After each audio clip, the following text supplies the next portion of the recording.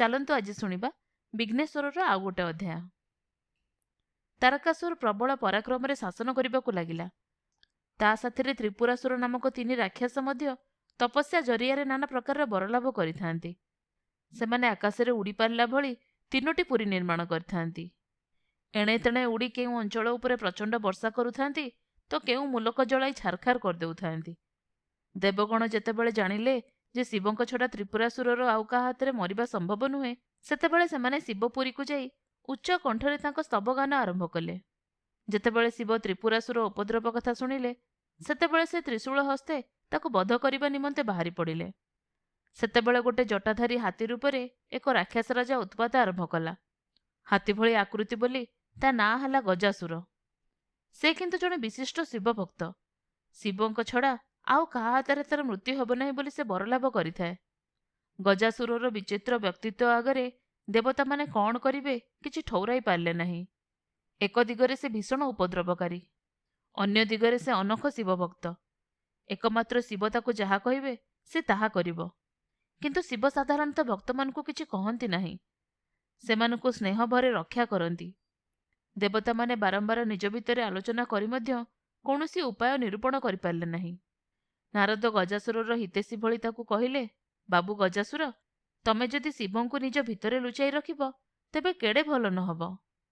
ଏ ପରାମର୍ଶ ଗଜାସୁରକୁ ଭାରି ଭଲ ଲାଗିଲା। ସେ ଆରାଧନା କରି ଶିବଙ୍କୁ ତୁଷ୍ଟ କଲା। ଗଜାସୁରର ବାସନା ପୂର୍ଣ୍ଣ କରି ଶିବ ଆସି ତା ହୃଦୟରେ ଏକ ପ୍ରତୀକ ବନି ରହିଲେ। ଶିବ ଗଜାସୁର ହୃଦୟରେ ଲୁଚି ରହିଲେ, ତେଣେ ତ୍ରିପୁରାସୁରକୁ ବଧ କରିବ କିଏ?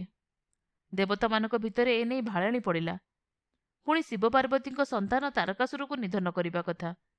ଶିବ ତ୍ରିପୁରାସୁର ହୃଦୟରେ ରହିଗଲେ ସେ ଯୋଜନା ମଧ୍ୟ କାର୍ଯ୍ୟକାରୀ ହୋଇପାରିବ ନାହିଁ। ନାରଦଙ୍କ ପରାମର୍ଶ କ୍ରମେ ଦେବଗଣ ଯାଇ ଗଜାସୁର ଆଗରେ ବସି ଶିବଙ୍କ ସ୍ତୁତିଗାନ କଲେ। ଗଜାସୁର ନିଜେ ମଧ୍ୟ ମୁଗ୍ଧ ହୋଇ ସେମାନଙ୍କ ସହ ସ୍ତୁତିଗାନ କଲା। ଶିବ ଆନନ୍ଦିତ ହୋଇ ଗଜାସୁର ଭିତରୁ ବାହାରି ଆସିଲେ। ଗଜାସୁରଙ୍କୁ ଲାଗିଲା ସତେଅବା ତାର ହୃଦୟ ବିଦୀର୍ଣ୍ଣ ହୋଇଗଲା। ସେ ତଳେ ଲୋଟି ପଡ଼ିଲା ଆଉ ଶିବଙ୍କୁ କହିଲା, ମହାପ୍ରଭୁ, ତମେ ସିନା ଚିରକାଳ ମୋ ହୃଦୟରେ ରହିବ ବୋଲି ମୁଁ ବିଶ୍ୱାସ କରିଥିଲି, ଇଏ କ'ଣ ହେଲା? ଶିବ କହିଲେ, ବତ୍ସ, ମୁଁ ଆଜିଠାରୁ ତୋ ସ୍ମୃତି ମୋ ନିଜ କଳେବରରେ ଧାରଣ କରିବି, ହାତୀ ଚର୍ମ ପରିଧାନ କରିବି। ଏହାପରେ ସେ ଗଜାସୁରର ଆତ୍ମାକୁ କୈବଲ୍ୟ ମୁକ୍ତି ପ୍ରଦାନ କଲେ। ତାପରେ ଶିବ ତ୍ରିପୁରାସୁରକୁ ସାମ୍ନା କରିବାକୁ ଚାଲିଲେ। ନନ୍ଦୀ, ଶୃଙ୍ଗୀ, ଭୃଙ୍ଗୀ ଆଦି ପ୍ରଥମ ଗଣ ଅନୁଚର ରୂପେ ତାଙ୍କ ସାଥିରେ ଚାଲିଲେ। ସପରିବାରେ ଦେବଗଣ ତ୍ରିପୁରାସୁର ସହ ତାଙ୍କ ଯୁଦ୍ଧ ଦେଖିବା ନିମନ୍ତେ ତାଙ୍କୁ ଦୂରରୁ ଅନୁସରଣ କଲେ। ତେଣେ ପାର୍ବତୀ ଏକାକିନୀ ଥିଲାବେଳେ ନାରଦ ଯାଇ ତାଙ୍କୁ କହିଲେ କି ତାରକାସୁର ଓ ବଜଦନ୍ତ ଭଳି ରାକ୍ଷସମାନେ ଶିବଙ୍କ ଅନିଷ୍ଟ ଚିନ୍ତା କରୁଛନ୍ତି। ହୁଏତ କେତେବେଳେ ସେମାନେ ଶିବଙ୍କ ହାନି କରି ବସିବେ। ପାର୍ବତୀ ଏହା ଶୁଣି ବଡ଼ ଦୁଶ୍ଚିନ୍ତାରେ ପଡ଼ିଲେ। ଶିବଙ୍କ ବିହୁନେ ତାଙ୍କୁ ସେ ନିର୍ଜନ ଅଞ୍ଚଳ ମୋଟେ ଭଲ ଲାଗୁନଥାଏ। ସେ ନିଜକୁ ଭୁଲାଇ ରଖିବା ନିମନ୍ତେ ଗୋଟେ ଛୋଟ ପିତୁଳା ଗଢ଼ିଲେ ଆଉ ତାକୁ ବାତ୍ସଲ୍ୟଭରା ଦୃଷ୍ଟିରେ ଅନେଇଲେ। ଚାହୁଁ ଚାହୁଁ ଜୀବନ୍ୟାସ ପାଇ ସେ ପିତୁଳା ଏକ ସୁନ୍ଦର ସୁକୁମାର ଶିଶୁରେ ପରିଣତ ହେଲା। ଦେବୀ ଖୁସି ହୋଇ ପଚାରିଲେ, ତୁମେ କିଏ? ଶିଶୁଟି କହିଲା, ମା, ତୁମ କାନ୍ତିର ଦ୍ୟୁତି ମୋ କଳେବରରେ ପ୍ରାଣ ସଞ୍ଚାର କରିଛି। ମୁଁ ତମ ପୁତ୍ର, ମୋ ନାମ ଗଣପତି। ଦେବୀ ଖୁସି ହୋଇ ଶିଶୁକୁ କୋଳାଇ ନେଲେ ଆଉ ବହୁତ ଆଦର କଲେ। ତା ହାତରେ ଗୋଟେ ଅଙ୍କୁଶ ଆଉ ଗଦା ଦେଇ ସେ ତାକୁ କହିଲେ, ପୁଅ, ମୁଁ ବର୍ତ୍ତମାନ ସ୍ନାନ କରିବି। ତୁ ଦ୍ୱାରଦେଶରେ ଥିବୁ, ଘର ଭିତରକୁ କାହାକୁ ହେଲେ ଛାଡ଼ିବୁ ନାହିଁ। ବାଳକ କହିଲା, ମା, ମୋତେ ଭୋକ କଲାଣି, ଖାଇବି କ'ଣ? ପାର୍ବତୀ ମୋଦକ ପ୍ରସ୍ତୁତ କରି ବାଳକକୁ ଦେଲେ। ତାପରେ ସେ ସ୍ନାନ ପାଇଁ ଗଲେ। ତେଣେ ତାରକାସୁର ଭାବିଲା କି ପାର୍ବତୀଙ୍କୁ ମାରିଦେଲେ ଶିବଙ୍କ ପୁତ୍ରଲାଭ ସମ୍ଭବ ହେବ ନାହିଁ। ଶିବଙ୍କ ପୁଅ ନ ହେଲେ ସେ ନିରାପଦରେ ରହିବ। ସେ ପାର୍ବତୀଙ୍କୁ ଧରି ନେଇ ଆସିବା ନିମନ୍ତେ ବଜ୍ରଦନ୍ତକୁ ନିର୍ଦ୍ଦେଶ ଦେଲା। ବଜ୍ରଦନ୍ତର ବଳ ଥିଲା ଅମାପ। ସେ ବଜ୍ରକୁ ବି ଦାନ୍ତରେ ଭାଙ୍ଗି ଚୁରମାର କରିଦେବାକୁ ସକ୍ଷମ। ବଜ୍ରଦନ୍ତ ମୂଷିକ ରୂପ ଧରି ପର୍ବତ ଭିତରେ ପଶି ପର୍ବତ କାଟିକୁଟି ଚୂନା କରିଦେଇ ପାରୁଥିଲା। ତେଣୁ ତାକୁ ମୂଷିକାସୁର ବୋଲି ମଧ୍ୟ ଡକାଯାଉଥିଲା।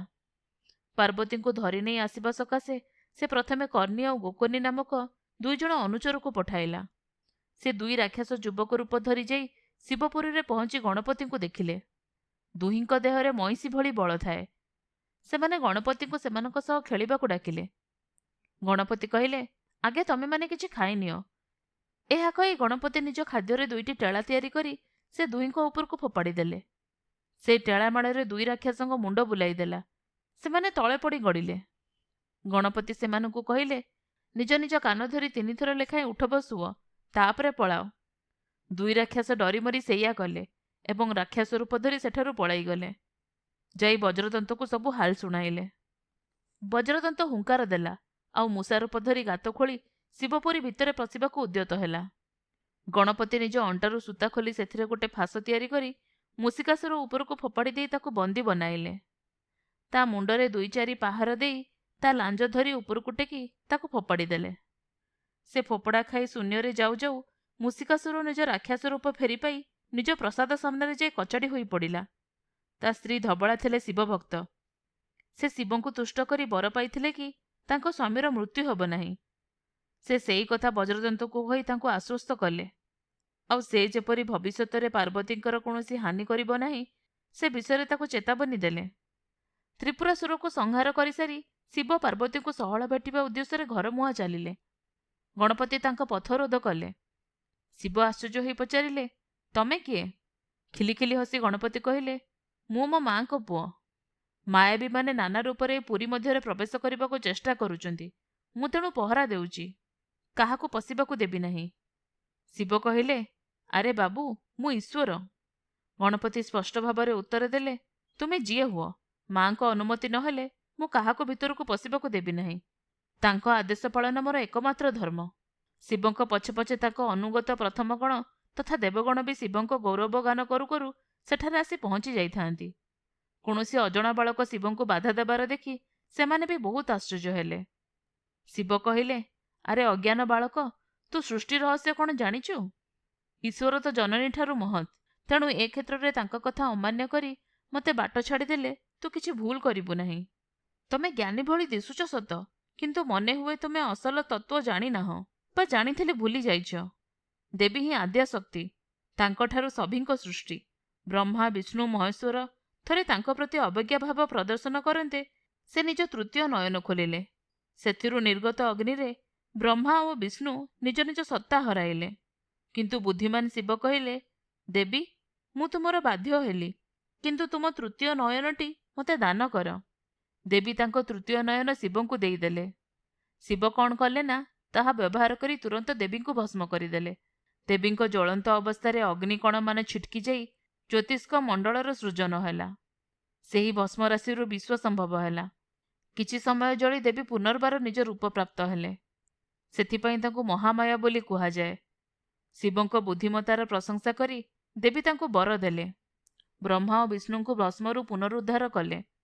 ନିଜ ଭସ୍ମରୁ ବାଣୀ, ଲକ୍ଷ୍ମୀ ଆଉ ଉମାଙ୍କୁ ସୃଷ୍ଟି କଲେ। ବାଣୀଙ୍କୁ ବ୍ରହ୍ମା, ଲକ୍ଷ୍ମୀଙ୍କୁ ବିଷ୍ଣୁ ଆଉ ଉମାଙ୍କୁ ଶିବ ଗ୍ରହଣ କରି ଜଗତ ପାଳନ କରନ୍ତୁ ବୋଲି ଦେବୀ ନିର୍ଦ୍ଦେଶ ଦେଲେ ଆଉ ତାପରେ ଅଦୃଶ୍ୟ ହୋଇଗଲେ। ଗଣପତିଙ୍କର ସେଭଳି ପାଣ୍ଡିତ୍ୟପୂର୍ଣ୍ଣ କଥା ଶୁଣି ସବୁ ଦେବାଦେବୀ ଆଶ୍ଚର୍ଯ୍ୟ ତଥା ମୁଗ୍ଧ ହୋଇଯାଇଥାନ୍ତି। ସେତେବେଳକୁ ବ୍ରହ୍ମା ଓ ବିଷ୍ଣୁ ମଧ୍ୟ ସେଠାରେ ପହଞ୍ଚି ଯାଇଥାନ୍ତି। ସମସ୍ତେ ବାଳକ ଉପରେ ପ୍ରସନ୍ନ ହେବାର ଦେଖି ଶିବ କ'ଣ କରିବେ ହଠାତ୍ ତାହା ଠଉରାଇ ପାରିଲେ ନାହିଁ। ଶିବ କହିଲେ, ଦେଖ ବାଳକ, ତୋ ସହ କଳିତ କରାଳ କରିବା ମୋର ଉଦ୍ଦେଶ୍ୟ ନୁହେଁ। ତୁ ଆଉ ବିଶେଷ କିଛି ନ କହି ମୋତେ ବାଟ ଛାଡ଼ିଦେ। ଗଣପତି କହିଲେ, ନା, ସେ କଥା ହେଇପାରିବ ନାହିଁ। ମୋ ଦେହରେ ପ୍ରାଣ ଥିବା ଯାଏ ମୁଁ କାହାକୁ ଭିତରକୁ ଯିବାକୁ ଦେବି ନାହିଁ। ଶିବ ରାଗିଗଲେ। ସେ ନିଜର ଅନୁଚର ଗଣମାନଙ୍କୁ ନିର୍ଦ୍ଦେଶ ଦେଲେ ଯେ ସେମାନେ ବାଳକକୁ ହଟାଇ ଦିଅନ୍ତୁ।